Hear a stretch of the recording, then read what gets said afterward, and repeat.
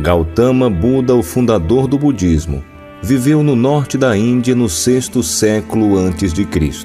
Seu nome pessoal era Siddhartha e seu nome de família era Gautama. Ele foi chamado de Buda após ter atingido a iluminação e realizado a verdade última. Buda significa desperto ou iluminado. Ele se chamava de Tathagata, enquanto que seus seguidores o chamavam de Bhagawa, o bem-aventurado. Outros se referiam a ele como Gautama ou Sakyamuni. Ele nasceu como um príncipe que parecia ter tudo. Teve uma criação luxuosa e sua família era de uma descendência pura de ambos os lados. Ele era o herdeiro do trono, extremamente belo, inspirador de confiança, majestoso e dotado de uma bela compleição e uma presença refinada. Aos 16 anos, casou-se com sua prima Yashodhara, majestosa, serena e plena de dignidade e graça. Apesar de tudo isso, o príncipe Siddhartha se sentia preso no luxo, como um pássaro em uma gaiola de ouro. Durante as suas visitas fora do palácio, ele viu aquilo que foi conhecido como os 4 sinais. Isso é, um homem velho, um homem doente, um homem morto e um santo recluso. Quando viu os sinais um após o outro, a compreensão veio a ele de que a vida está sujeita ao envelhecimento e à morte. Ele perguntou: qual o reino da vida no qual não há nem velhice nem morte? O sinal do recluso que estava calmo por ter abandonado a ânsia pela vida material deu a ele que a indicação do primeiro passo em sua procura pela verdade deveria ser a renúncia. Isso significava compreender que as posses materiais não poderiam trazer a felicidade última que as pessoas ansiavam. Determinado a encontrar o caminho para fora desses sofrimentos universais, ele decidiu abandonar o lar e encontrar a cura não só para si mesmo, mas para toda a humanidade. Uma noite, aos 29 anos, com um silencioso adeus, ele se despediu de sua esposa e filho que dormiam. Selou seu grande cavalo branco e se dirigiu para a floresta. Sua renúncia sem precedentes na história. Ele abandonou no auge de sua juventude os prazeres em troca das dificuldades.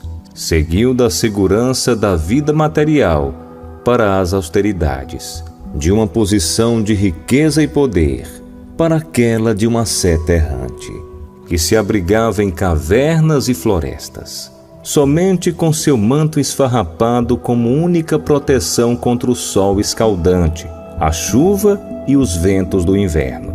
Ele renunciou à sua posição de riqueza, promessas de prestígio e poder, e uma vida repleta de amor e esperança, em troca da busca pela verdade, a qual ninguém havia encontrado, embora muitos na Índia a tivessem procurado por milhares de anos.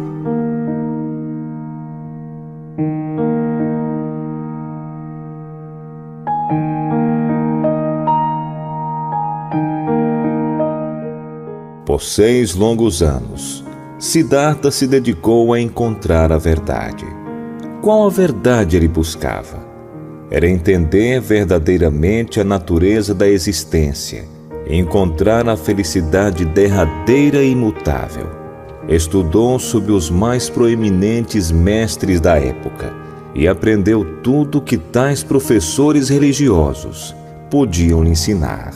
Quando descobriu que não podiam ensinar aquilo que estava buscando, ele decidiu encontrar a verdade por seus próprios esforços. Um bando de ascetas se juntou a ele e juntos praticavam severas austeridades, na crença que se o corpo fosse torturado, então a alma seria liberta do sofrimento. Siddhartha era um homem de energia e força de vontade, e superou os outros ascetas em cada austeridade que praticava. Quando jejuava, ele comia tão pouco que quando olhava a pele de seu estômago, ele conseguia tocar sua coluna vertebral. Ele se pressionou a realizar feitos supra-humanos de autotortura, de maneira que certamente teria morrido, mas compreendeu a futilidade da automortificação e, ao invés disso, decidiu praticar a moderação.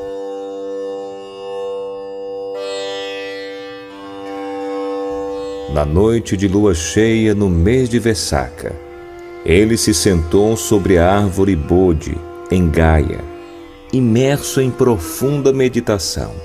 Foi então que sua mente explodiu a bolha do universo material e percebeu a verdadeira natureza de toda a vida e de todas as coisas. Com a idade de 35 anos, ele se transformou de um buscador sincero pela verdade em um Buda, o iluminado. Por quase meio século depois da iluminação, o Buda andou pelas estradas poeirentas da Índia ensinando o Dharma, de forma que aqueles que ouvissem e praticassem viessem a ser enobrecidos e livres. Ele fundou uma ordem de monges e monjas, desafiou o sistema de castas, elevou o status das mulheres, encorajou a liberdade religiosa e a livre investigação, abriu os portões da liberdade para todos, em qualquer condição de vida, alta ou baixa, santo ou pecador. Enobreceu as vidas de criminosos como Angulimala e de cortesãs como Ambapali. Ele libertou a humanidade da escravidão religiosa, do dogma religioso e da fé cega. Ele atingiu o ápice em sabedoria e inteligência. Cada problema foi analisado em suas partes constituintes e então foram reajuntadas na ordem lógica, com o significado tornando claro. Ninguém podia derrotá-lo no diálogo. Um professor inigualável mesmo nos dias de hoje. Ele ainda é o mais proeminente analista da mente e dos fenômenos. Pela primeira vez na história, ele deu aos seres humanos o poder para pensar por si mesmos. Elevou o valor da humanidade e mostrou que os seres humanos podem alcançar o mais alto conhecimento e a suprema iluminação por seus próprios esforços. Apesar da sua incomparável sabedoria e linhagem real, ele nunca se afastou dos simples aldeões. Distinções superficiais de classe e casta significavam pouco para ele. Ninguém era tão pequeno ou baixo que ele não pudesse ajudar. Frequentemente, quando uma pessoa sem casta, pobre e rejeitada, vinha até ele, seu respeito próprio era restaurado e sua vida era transformada de ignóbil para de um nobre ser.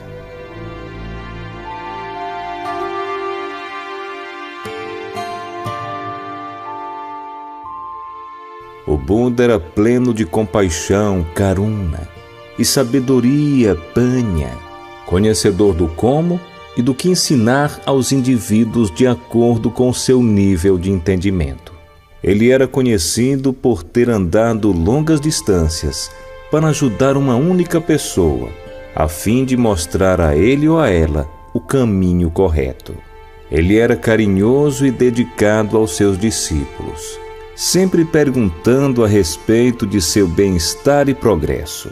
Quando residia no mosteiro, ele visitava diariamente os lugares onde os doentes ficavam. Sua compaixão pelos doentes pode ser notada por meio do seu conselho: quem cuida do doente, cuida de mim. O Buda manteve ordem e disciplina, com base no respeito mútuo. O rei Pasenadi não podia entender como o Buda mantinha tal ordem e disciplina na comunidade dos monges, enquanto ele, um rei, com poder de punir, não conseguia fazê-lo em sua corte. O método do Buda era o de fazer com que as pessoas agissem a partir de um entendimento interior, ao invés de fazê-las se comportar pela imposição de leis e ameaçá-las com punições. Muitos poderes milagrosos foram atribuídos a ele, mas ele não considerava qualquer tipo de poder sobrenatural algo de importância. Para ele, o maior milagre era explicar a verdade e tornar uma pessoa cruel em alguém bondoso por meio da compreensão. Um professor com profunda compaixão. Ele sentia o sofrimento humano e estava determinado a libertar as pessoas de seus grilhões por meio de um sistema racional de pensamento e um modo de vida.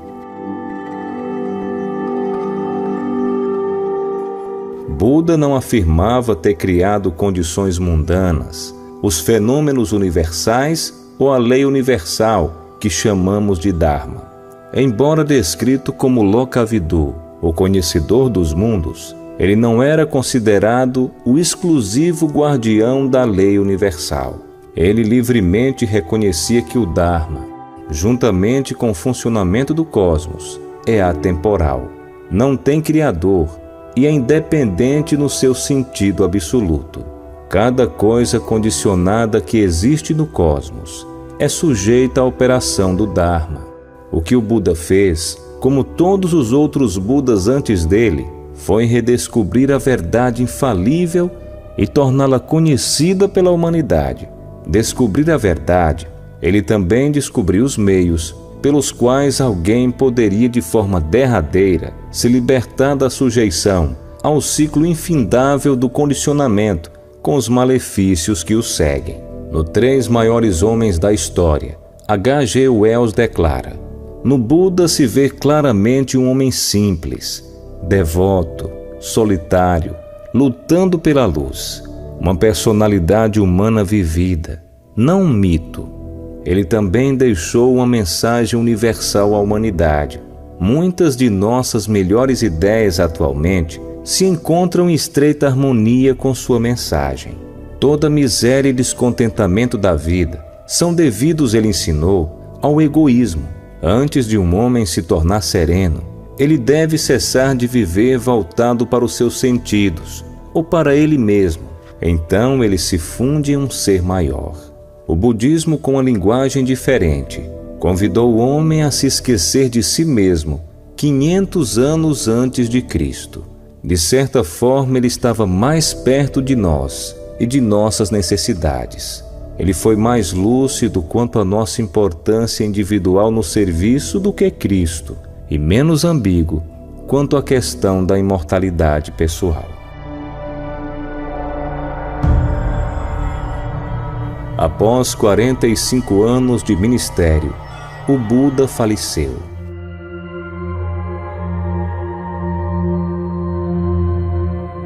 Atingiu Parinibbana, com idade de 80 anos, no local chamado Kusinara, deixando para trás numerosos seguidores, monges e monjas, e um vasto tesouro de ensinamentos do Dharma. O impacto do seu grande amor e dedicação ainda hoje é sentido.